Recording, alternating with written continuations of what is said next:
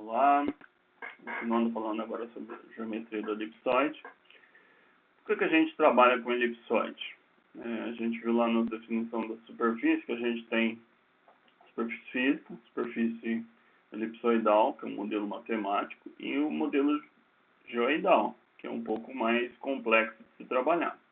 Então, a fins matematicamente de utilizar o modelo, a gente precisa de um modelo que seja possível utilizar equações. Então, a gente trabalha com um modelo baseado numa elipse, que é a origem para chegar num elipsoide. Então, a elipse é originária na figura geométrica denominada de elipse.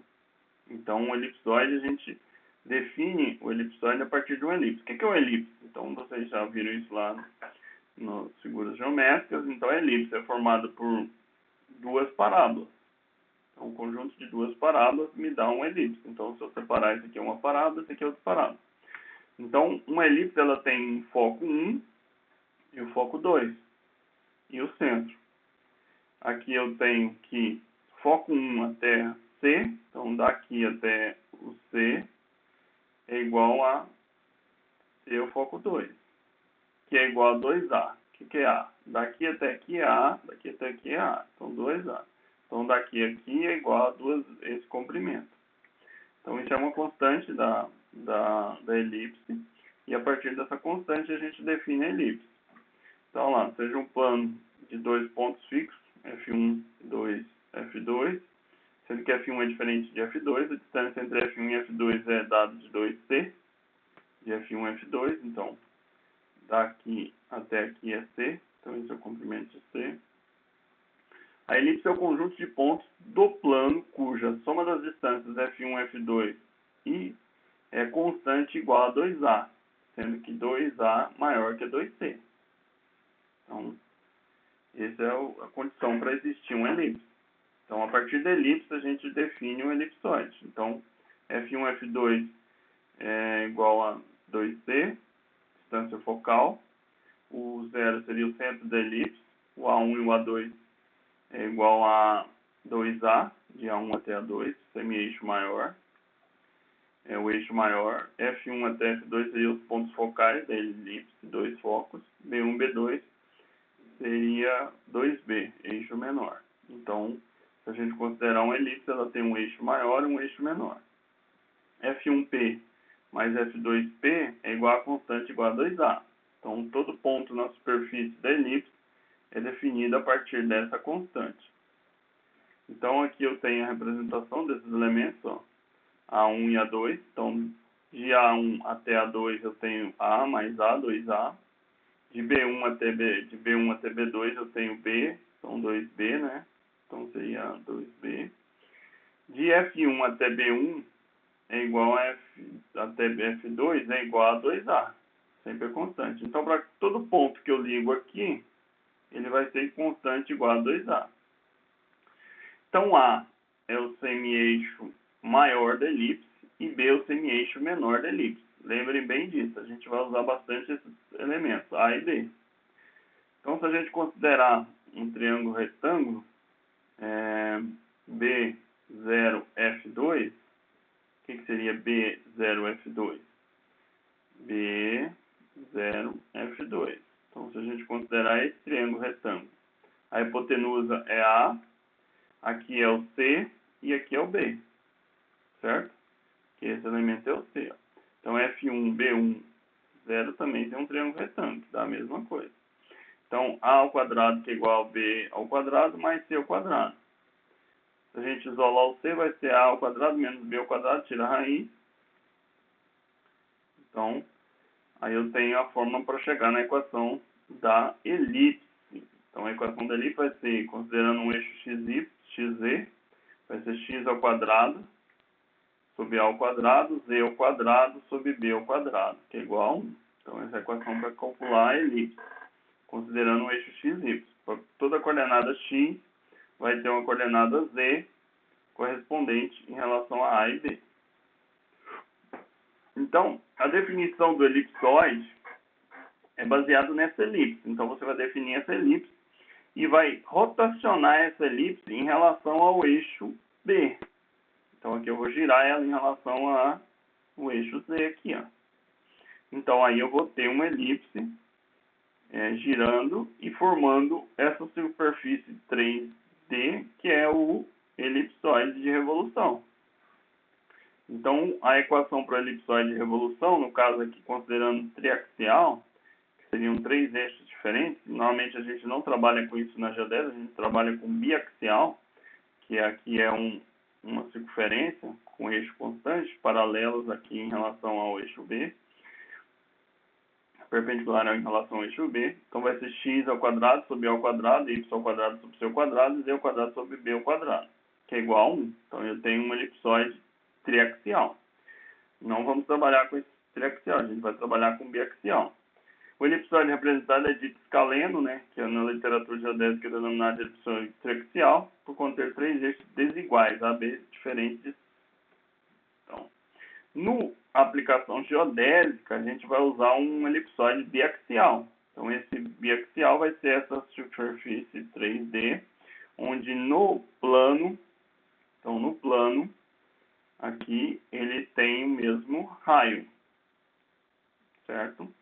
Então, se a gente for fazendo cortes paralelos ao eixo X, a gente vai ter circunferências, cada vez de raios menores, até chegar aqui no ponto mais alto, aqui, no ponto mais extremo. Então, esse é um tipo de elipsoide que a gente vai trabalhar, e o A vai ser igual a C. Então, o elipsoide de revolução é a base para a geração de sistemas de referência geodésicos, pois é a fórmula matemática para a gente definir a forma da Terra, como eu já tinha antecipado. Então, eu preciso de matematicamente definir uma forma para a Terra, e isso a gente usa elipsoide, porque uma esfera não seria compatível com a Terra não é esférica, ela tem um achatamento nos polos. A rotação de uma semi-elipse geratriz em torno de um dos seus eixos forma o elipsoide de revolução. Se esse eixo for menor, teremos um elipsoide achatado. Caso contrário, será alongado. Em geodésia, interessamos no primeiro caso, elipsoide achatado. Então, o eixo B menor do que o eixo A. A fórmula para o elipsoide biaxial vai ser x ao quadrado mais y ao quadrado sobre a ao quadrado mais e ao quadrado sobre b ao quadrado, que é igual a 1, pelo fato que A é igual a C. Da forma anterior, tem-se 2 eixos distintos, A e B.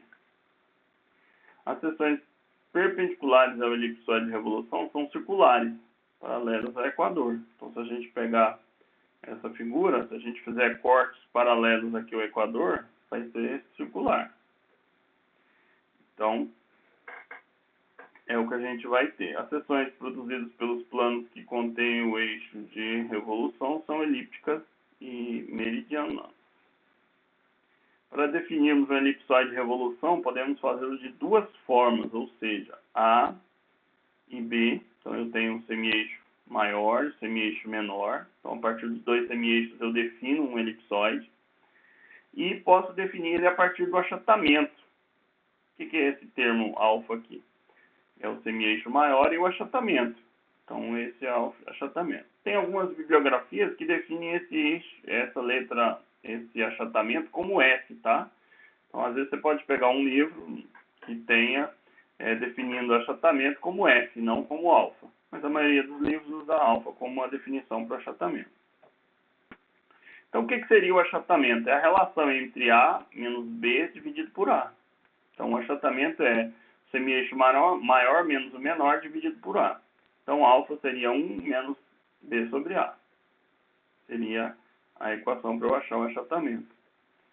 Então, o que é excentricidade? A excentricidade é um elemento que a gente vai calcular, que é a relação entre o foco e o semi-eixo maior. Então, eu tenho a excentricidade, que é definida como primeira excentricidade. E a gente normalmente calcula ela ao quadrado. Então, seria a primeira excentricidade ao quadrado. Então, a excentricidade seria o foco, né? 1 sobre A. Então, o que é o foco? Seria o C, né? Então, o C a gente definiu lá atrás na equação,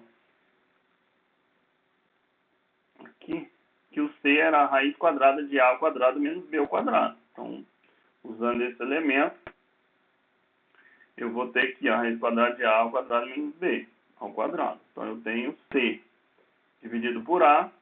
Então, se eu elevar ao quadrado dos dois lados, eu vou ficar com isso ao quadrado, tira a raiz, né? E eleva isso ao quadrado. Então, a excentricidade ao quadrado vai ser 1 menos B ao quadrado sobre A ao quadrado. Seria uma das formas da gente calcular a excentricidade, tendo como informação o semi-eixo menor e o semi-eixo maior. A segunda excentricidade, que é chamada de E', então a primeira é E e a segunda é E', é o foco em relação a B. A primeira é o foco em relação a A, que é a razão entre o foco e o semi-eixo maior. A segunda excentricidade é o foco em relação a B. Então, substituindo o foco, que vai ser C, vai dar B. Então, vai ser A ao quadrado, da mesma forma, igualando os dois lados, elevando os dois lados ao quadrado, fica a segunda excentricidade ao quadrado, e vai ser A ao quadrado menos B ao quadrado sobre B, que vai ser A ao quadrado sobre B menos 1. Então, eu tenho a segunda excentricidade. Na elipse, uma excentricidade é menor que 1, tá? Sempre lembrando disso. Então, para calcular a excentricidade e achatamento, a gente pode calcular ela a partir de um modelo considerando a relação de B ao quadrado sobre A ao quadrado, que é igual a 1 menos a excentricidade, e tira a raiz, né? Vai ficar B sobre A, que é igual a raiz de 1 menos excentricidade. Substituindo isso no termo 1, né? Eu vou ter que alfa vai ser igual a 1 menos raiz de 1 menos a excentricidade, que é B sobre A, que para achar o achatamento é 1 sobre B sobre A, que eu substituo para esse termo. Então, vai ficar 1 menos alfa, passa esse 1 para cá, vai ficar raiz de 1 menos excentricidade. Se eu jogar esse expoente, vai elevar os 2 ao quadrado, mata esse termo, vai ficar 1. Isso aqui eu separo, né? 1 ao primeiro ao quadrado, sobre 2 vezes o primeiro e o segundo, vezes o quadrado mais o quadrado do segundo. Vai ser igual a menos a excentricidade ao quadrado. Isolando isso, eu vou ter menos a excentricidade ao quadrado, que é igual a menos 2 alfa mais alfa ao quadrado. Excentricidade ao quadrado, multipliquei menos 1 dos dois lados. Cheguei que a primeira excentricidade ao quadrado vai ser em relação ao achatamento, vai ser alfa, que é o achatamento, vezes 2 menos alfa. Então, para calcular a excentricidade, a primeira excentricidade ao quadrado, a gente normalmente trabalha com essa relação em relação ao achatamento. Então, porque muitas das vezes ou você tem o A, que é o semi-eixo maior, e eu tenho o achatamento como parâmetro do elipsoide.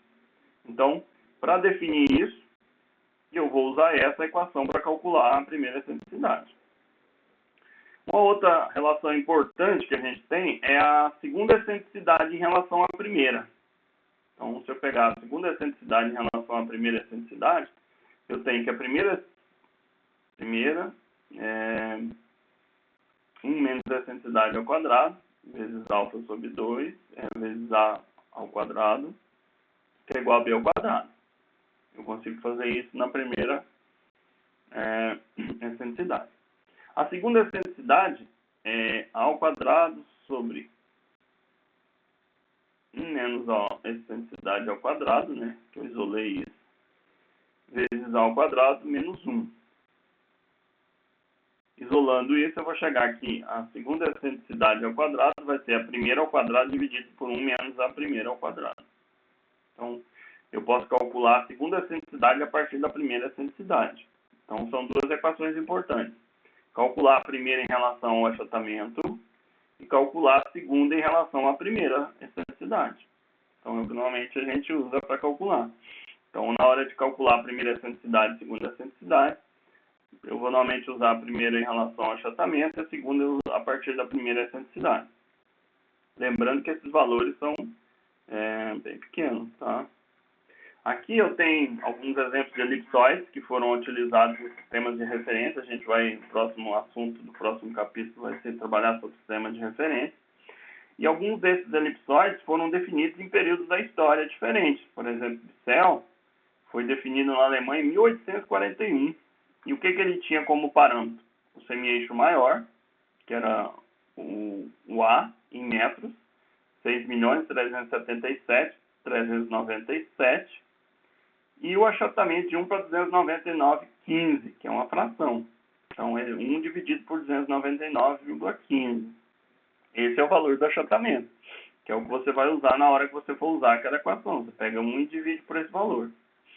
Clark, em 1866, nos Estados Unidos, então gera um elipsoide com 6.378.206 e um achatamento de 1 para 294,98. Depois de referência internacional, em 1967, o Brasil utilizou ele como referência para o referencial chamado SAD 69, que foi adotado no Brasil e ele parou de funcionar agora em 2000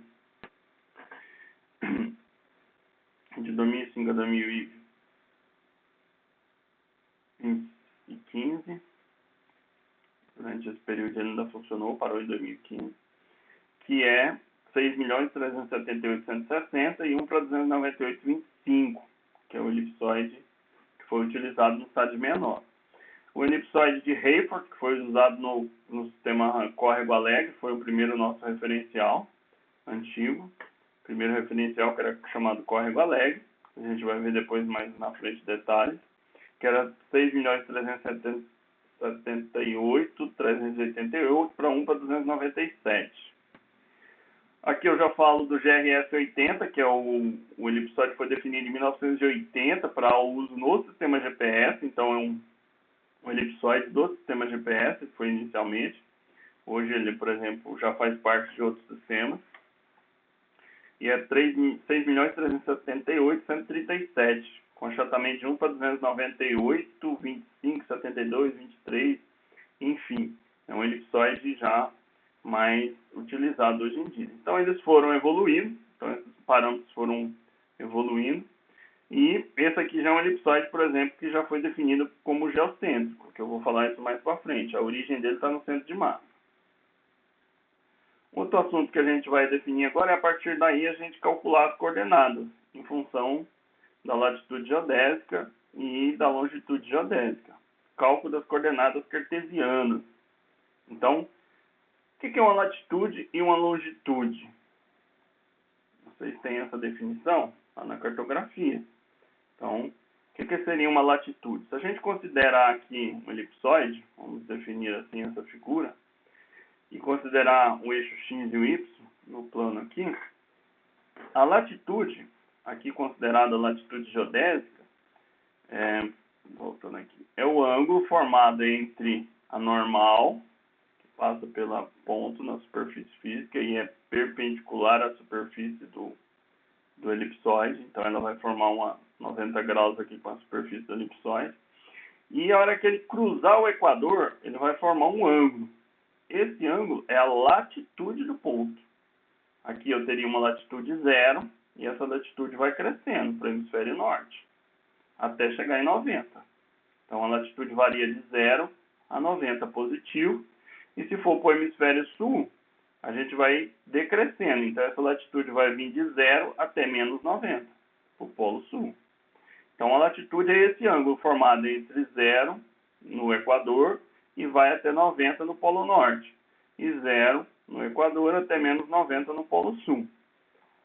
Então esse é o ângulo chamado de latitude geodésica. A longitude seria o ângulo formado aqui no equador em relação ao meridiano de referência, que a gente define como meridiano de Greenwich, passa pela cidade de Greenwich, na Inglaterra, que seria o meridiano 0. E à esquerda, a oeste, seria em sentido da Inglaterra, sentido Brasil, a oeste, seria negativo. Então, 0, menos 1, menos 2, até menos 180. No sentido leste, até mais 180. Então, a longitude varia de 0 a 180 e de 0 a menos 180, a oeste. Então, o que a gente vai calcular? A partir dessa latitude geodésica, a gente vai calcular a coordenada X e a coordenada Z desse plano. Então, ó, a partir dessa normal e dessa latitude, eu vou calcular este Z e este X, que seriam as coordenadas X e Z desse ponto na superfície do elipsoide. Para isso, eu tenho duas componentes importantes. Daqui até aqui, que é chamada de N', que é a pequena normal. Vocês vão lembrar desse termo e a gente vai usar bastante esse termo, que é o comprimento da superfície do elipsoide até o ponto D, que é a pequena normal. Da superfície do elipsoide até cruzar com o eixo norte-sul aqui, o eixo Z, eu tenho o N, que é chamado de grande normal, tá? Que é o grande normal, que é o comprimento da superfície do elipsoide até cruzar com o eixo Z. Para achar aquela coordenada x, a gente vai usar essa seguinte equação. Não vou entrar no desenvolvimento matemático disso, mas a gente sabe que aquele termo x aqui, ó, esse comprimento x aqui, seria o raio paralelo, a vezes cosseno dessa latitude, considerando o sinal, tá? Se é negativo, se é positivo. 1 menos a excentricidade ao quadrado. Lembre que, tá vendo essa equação? O que vem primeiro? Primeiro eu vou multiplicar esses dois para depois subtrair com 1. Muita gente erra. Pega, subtrai já aqui. 1 menos esse, depois vem e multiplica por seno ao quadrado. Produto e divisão primeiro, depois subtração e soma. Então, multiplica-se, tira-se o seno, eleva ao quadrado, multiplica por esse elemento que já vem ao quadrado, depois subtrai do 1, para depois tirar a raiz quadrada, que é elevado a 1/2. Estou falando isso porque estou cansado de ver os alunos às vezes errarem isso, não observarem esse detalhe, tá?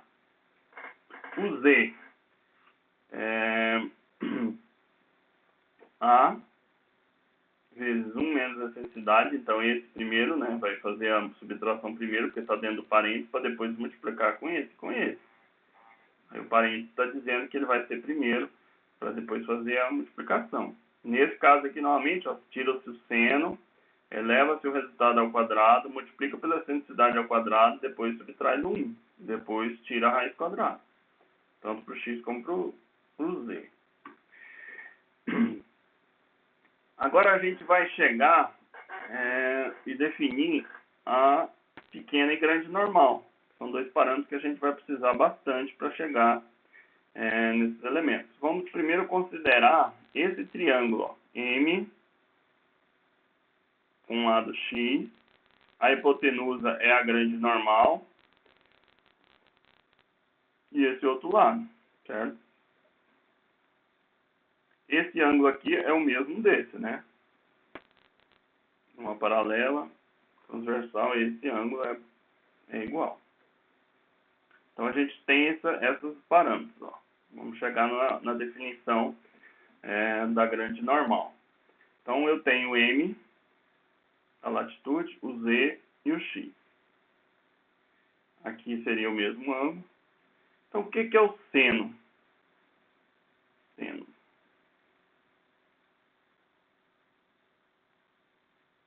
De 90 menos a latitude. Se eu pegar isso aqui, 90, né? Isso aqui tudo seria 90 menos a latitude. Então, isso aqui seria seno de 90, que é x, seno é cateto oposto sobre hipotenusa. Então, aqui tem a normal. Então, seno de 90 menos a latitude, que é o complemento disso aqui, ó, vai ser x sobre a normal. Então, seno de 90 menos x. Se eu pegar isso e isolar o x, eu posso substituir seno de 90 por cosseno da latitude, tá? É uma propriedade das funções seno e cosseno. Então, x vai ser a normal vezes cosseno da latitude. Isolando a grande normal, eu vou ter x sobre cosseno da latitude. X, eu tenho aquela equação que define x. Vou substituir aqui. Então, vou pôr x dividido por cosseno. Esse cosseno com esse cosseno corta, vai sobrar a sobre 1 menos a excentricidade ao quadrado vezes seno ao quadrado da latitude elevado a 1/2. Então, eu tenho a equação para a grande normal. Então, em função da latitude, eu vou ter a grande normal. Cálculo da pequena normal. Então, vamos para o cálculo da pequena normal. Se a gente considerar aqui essa figura, para a gente entender, aqui eu tenho a latitude, aqui eu tenho a pequena normal, que seria esse lado, né? E aqui eu tenho Z. Seno do cateto oposto sobre a hipotenusa. Então, seno da latitude de Z sobre N'. Então, por isso que eu cheguei nessa equação aqui. Seno da latitude de Z sobre N'. N' vai ser Z sobre seno da latitude.